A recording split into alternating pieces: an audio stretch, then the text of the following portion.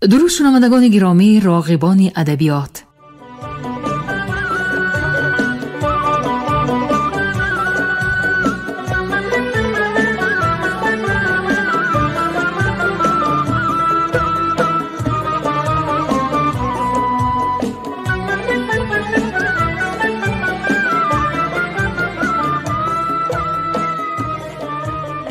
به توجه شما عزیزان، آثار مکمل یکی از شاعران حوزه ادبی عصر 19 بخارا، شمس‌الدین شاهین، تحت عنوان کلیات شمس‌الدین شاهین در قرائت کارمند شایسته تاجیکستان علیزاده عبدالرشید خوجمقل بشنوید. گفتار 26.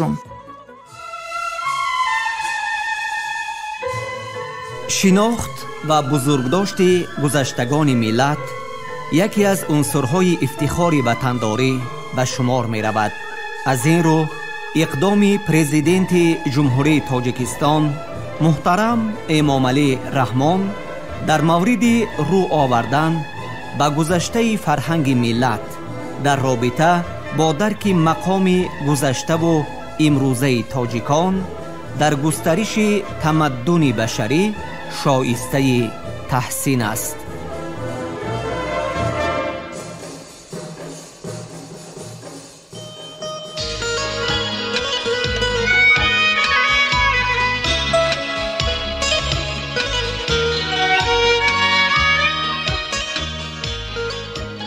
شمس‌الدین شاهین از ستاره‌های درخشان ادبیات فارس و تاجیک آخر عصر 19 می باشد که نام او با واسطه نام پدرش مولا امان که از دانشمندان و مدرسان مشهور بخارا بوده است با نام کلابی علاقمند است. استاد صدرالدین عینی در نمونه ادبیات تاجیک چنین فرمودند: پدر شاهین مولا امان نام کلابی است. از وطن اصلیش به نیت تحصیل علم به بخارا آمده، در اینجا توطن و ازدواج کرده. شاهین در بخارا تولد یافته و کسب و کمال نموده است.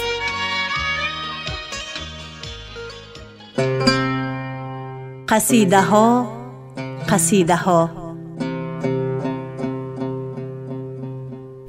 قصیده بهار.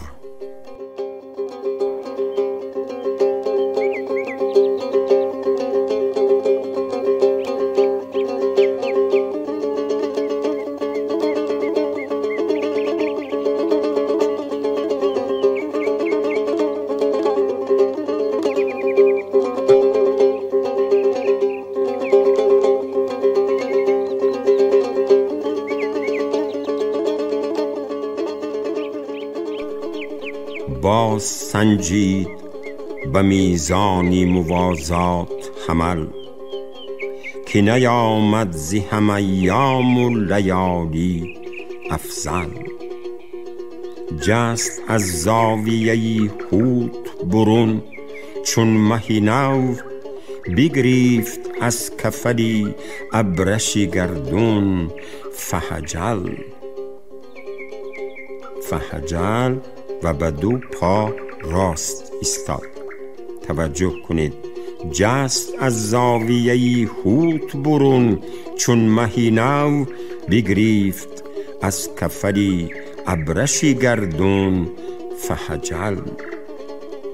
فرودین بازوی این پیکری کهلی بربست، نشتری نامیه تا آن کی کشودش اکحل.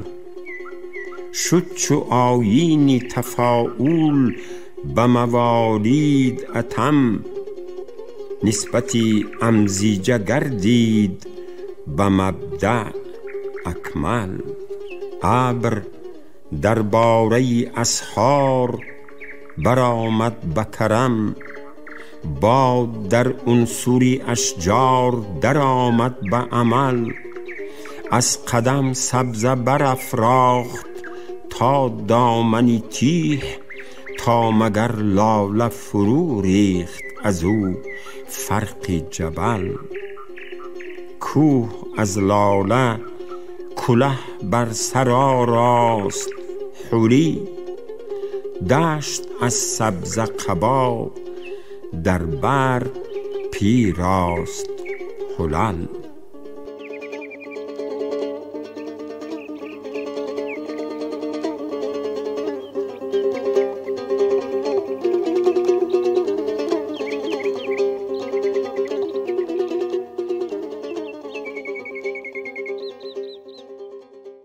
قصیده فخریه در مدح استاد خود محمد جان طاهرخواجه جویباری، متخلص به ضریر.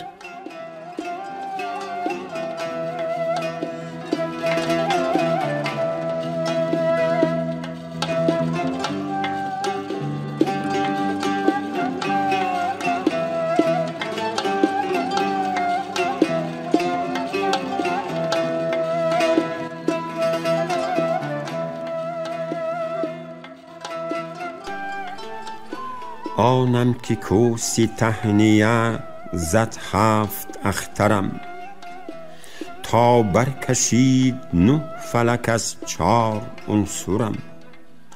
پیچید طیلسان و مسیحم بدوش داد، آبی دهانی خیزر ز پستان مادرم.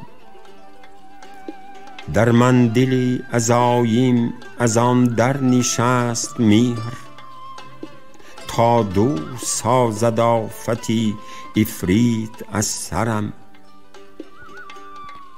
در دفع زخمی چشمی زمانه مه از نجوم، چندین سپند ریخت به زرینه مجمرم. در رزم و بزم و حزم سزد گر نهند پیش، بهرام تیغ و زهره دف و تیر دفترم.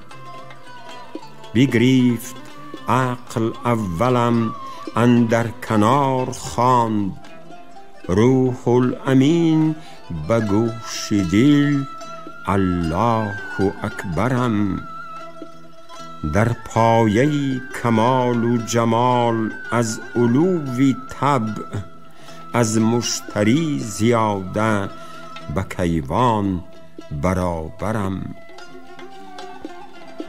کلک و دوات من که نشانی براستی، داد از نهال توبی و از حوض کوثرم. بر منکران شعر بود حجتان که من، بر شاعران به مژده جنت همی برم. در صفحه‌ای که خطی مسلسل کشم ز شعر، هورا زند به شعر در آن صفحه مسترم. کس نیست در جهان مسدس حریف من، زین 6 محیطی بر شده یک دانه گوهرم. چشمی شگفتی خلق به انگشت برکند، بازیچه‌ای که سر کشد از زیر چادرم.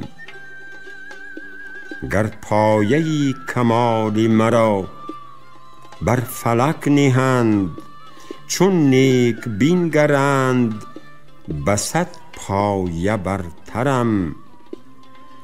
با این تقدس از چی فتادم در این مضیق؟ آخر نه کافرم که جحیم است کیفرم. دندان همی زند سگ نفسم به استخوان، تا من بدین نواله شایسته در خورم. آن کس که بر جریده نامم قلم کشید، دانم که بر جریده نامش چی گسترم. لیکن نسیمی کیست که اندر برابرش، چون گل به هرزه پرده ناموس خود درم. اشعار من دلیل کمالم کفایت است، در دعوی که می کنم این است محضرم. خاصیتی اثر بستاند همی بوام، اکسیری اعظم از نفسی کیمیاگرم. گو مدعی بیکوب لگد کز توام گریز نبود که من مسیحم و وینک توی خرم. آن طایرم که سر کشد از بیم زیر بال، خود مرغ عرش اگر شنود صیت شهپرم. شادم به عیش خویش که در حجله خیال، همچون عروس شاهدی معنیست در برم. در دیده کمال چو بینیش به مردمم، بر تارک جلال چو لؤلؤ به افسرم. گر شد سخن محیط وگر شد لطیف نخل، من آن محیط را در و آن نخل را برم. خود گویی یا هیولای من جنس عالی است، در هر نظر به صورتی نوع مصورم. در دیده حسود چو خوابیده ناوکم، در سینه حریف چو آهیخته خنجرم. حاشا که در صحیفه افلاک طی شود اوصاف بی نهایت و اخلاق بی مرم. از آسمان رسید مرا نام شمس دین، زان در سپهر مرتبه خورشید انورم. خود تاری است بر همه انوار من چی باک، گر منکری طلیعه بود مرغ شب پرم. داند هر آن که رمزی حقیقت شکافته است، عالم شیونی محض بجز من که مظهرم. عرضی تبایی همه اجرام علو و سیفل، دارد به من قیام و ندانم چی جوهرم. میزان علم و فضل به من یافت استوار، زان در زبان خلق به شاهین معبرم. شاهین من اگر پری اندیشه وا کند، باشند وحشیانی معانی کبوترم.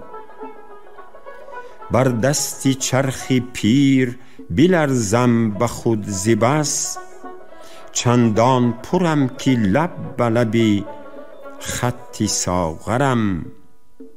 کور است بخت چون طلبد مرمرا که من، افتاده همچو مهره در این سطح اغبرم. تا هست آسمان نرسد فیض من به کس، در عهد این لئیم چو وقفی مدبرم. در ظاهرم تجمل و در باطن است فقر، در کام زهر دارم و در دست شکرم. بندم طریق حادثه گر به صد تعب، آید هزار حادثه از راه دیگرم. روباه بازی فلکم صرفه نبرد، زان رو نبرد صرفکی شیبلی غضنفرم. من از پدر کناره در این بحری بی کنار، چون آینه فتاده ز دستی سکندرم. شکری خدا که چون پدر از من کناره جوست، شد التفات خواجه آفاق یاورم. امیدوارم از کرمی نوح همتش، کین کشتی شکسته به جود برآورم. ای خواجه کز میامینی انفاس پاکی تو، آفاق و انفس است به حکمت مسخرم. کلکی من از مدیح تو سرو و صنوبر است، کاسوده زیر سایه سرو و صنوبرم. خود را چو نقطه جا کنم اندر حدیث خویش، شاید که در ضمیر تو زین حیله بگذرم.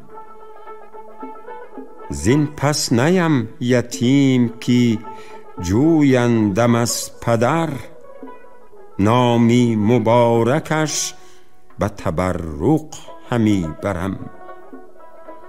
نامی تو طاهر است چو ذاتی تو بنده نیز، زین اسم اعظم از همه وسمت مطهرم. سود است مدح من که ز عز قبول تو، خرمهره می فروشم و دردانه می خرم. من 28 ساله جوانم ز فیض تو، در معرفت مدرسی شیخی معمرم. گر خطبه کمال تو خوانم به قدسیان، در زیر پا نهند ز 9 چرخ منبرم. سیماب و طلق و میس چی کنم حل از آن که هست، خاکی دری سرای تو کبریتی احمرم. اخباری جام و آینه زینسان که گفتند، دیدم چو نقش پای تو گردید باورم. هرگز مباد وا کشم از خدمتی تو سر، گر آسمان شوم ز شرف خاک این درم. ای پیشوای آل نبی چاکرم تو را، چون امتم به آل نبی گر نچاکرم. این کارنامه‌ای که نمودم به مدح تو، انگشت می گزند چی مانی چی آزرم. نبود عجب چون نافه مدیح توست، از نوگ خامه گر بچکد مشک از فرم. یا رب که باد معبری فضلی تو دستگیر، در بندی 4 موجه نوح بحری اخضرم. قصیده ها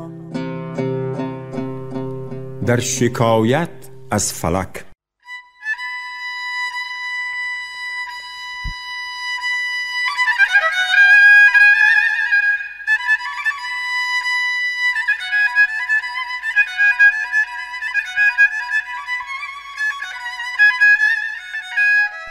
تا کی چرخی معربت ز پی کینه من، فتنه دهر برانگیزی و آشوب از من.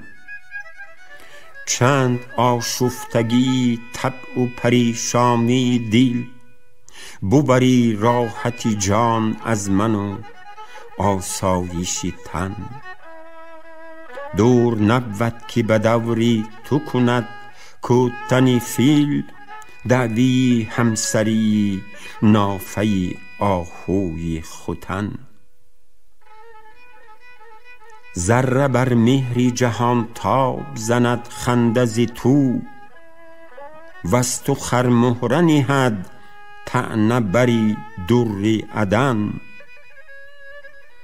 زی تو خطی صنمان خفته در آغوش غبار، وز تو سر تا قدمی زلفی بتان وقف شکن.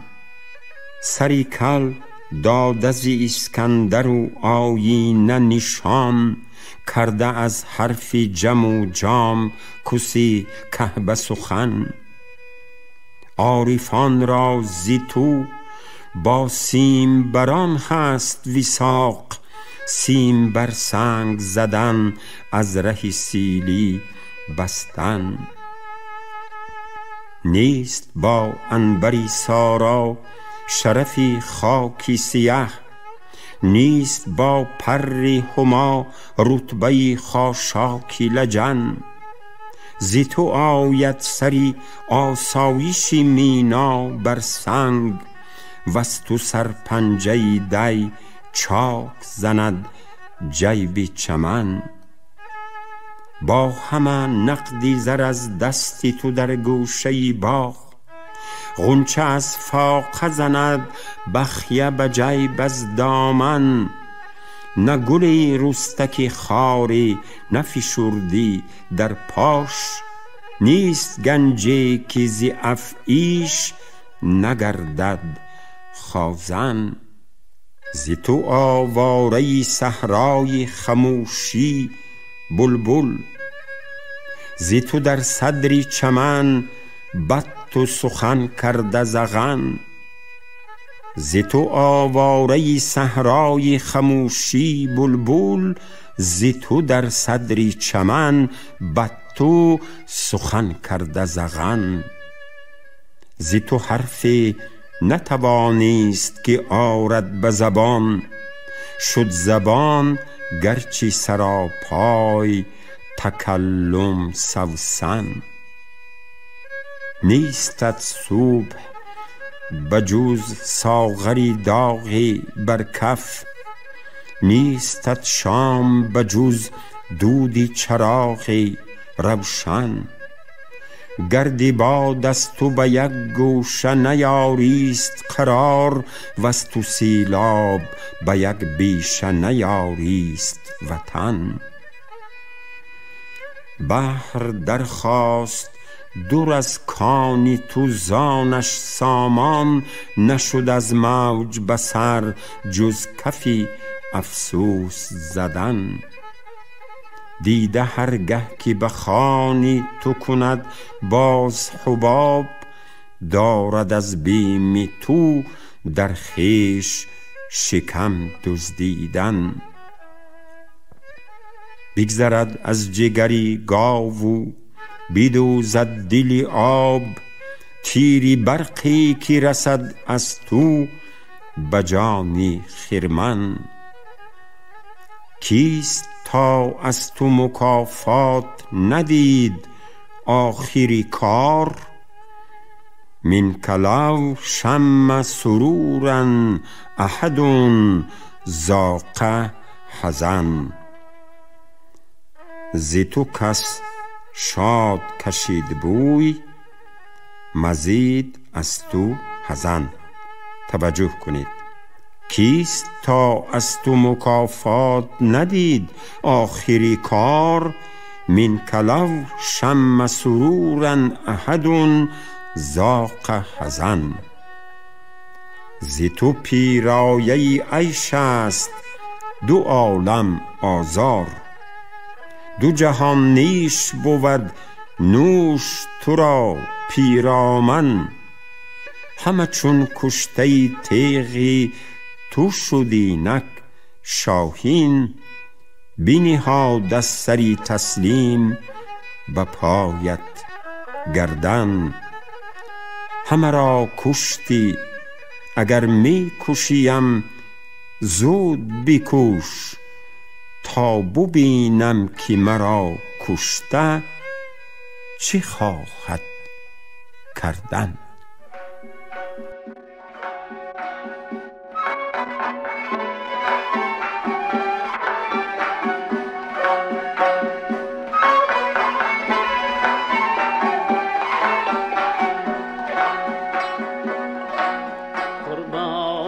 لبی لالی شکرهای تو گردم قربانی لبی لالی شکرهای تو گردم مفتون خطی گالی پیرای تو گردم مفتون خطی گالی پیرای تو گردم لمی گزی شخ ندانم که چی گویی از نازکی طرزی اداهای تو گردم از نازکی طرزی اداهای تو گردم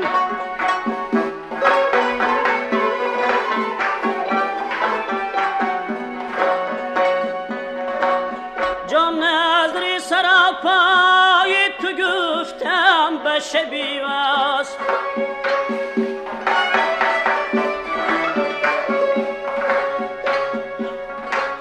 رخصت بده اکنون ز سراپای تو گردم جان نظری سراپای تو گفتم به شبی وست رخصت بده اکنون ز سراپای تو گردم رخصت بده اکنون ز سراپای تو گردم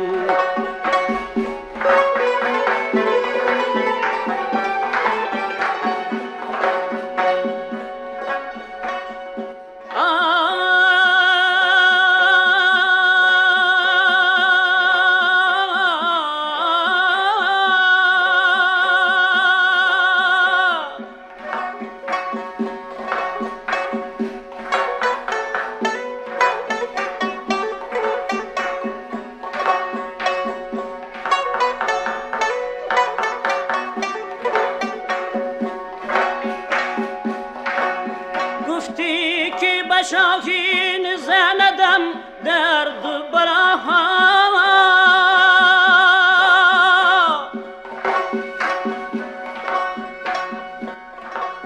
کی می زند از درد براهای تو گردم گفتی که به شاهین زندم درد براها کی می زند از درد و بلاهای تو گردم قربانی لبی لالی شکرهای تو گردم مفتونی خطی غالی پیرای تو گردم مفتونی خطی غالی پیرای تو گردم.